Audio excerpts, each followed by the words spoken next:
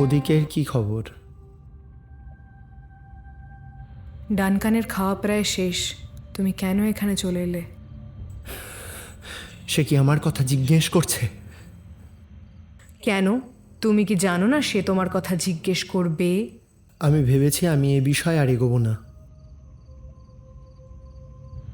রাজা ডানকান আমাকে যথেষ্ট সম্মান দিয়েছেন, সভাসদরা আমাকে যথেষ্ট মান্যতা দিয়েছেন। এই অবস্থায় এ কাজ আমার পক্ষে করা সম্ভব না,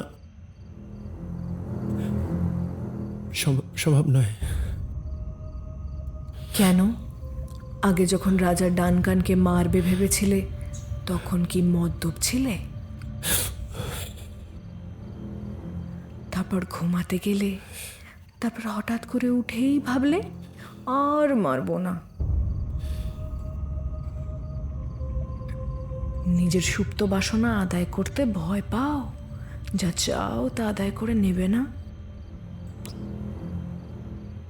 নাকি ভীতু কাপুরুষের মতন ঘাপটে মেরে থাকবে আর বলবে আমি পারবো না?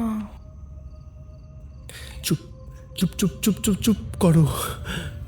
যতটা পর্যন্ত একজন পুরুষ পারে ততটা পর্যন্ত আমি করতে পারি, তার বেশি আমি পারি না, বুঝেছো? আমি পারবো না।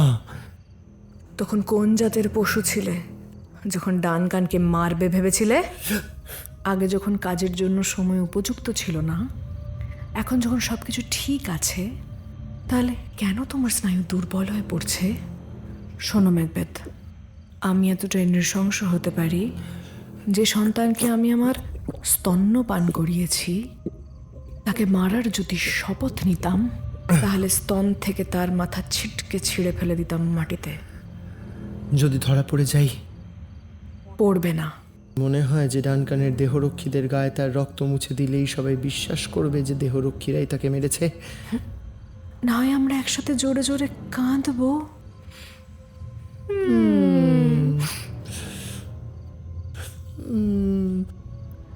অবিশ্বাস করার সাধ্য কার? বুঝেছি, এবার যে মরতে হবে তোমায় লেডি। তুমি শুধু মিথ্যে হাসির আড়ালে সত্যিটাকে চেপে দিও।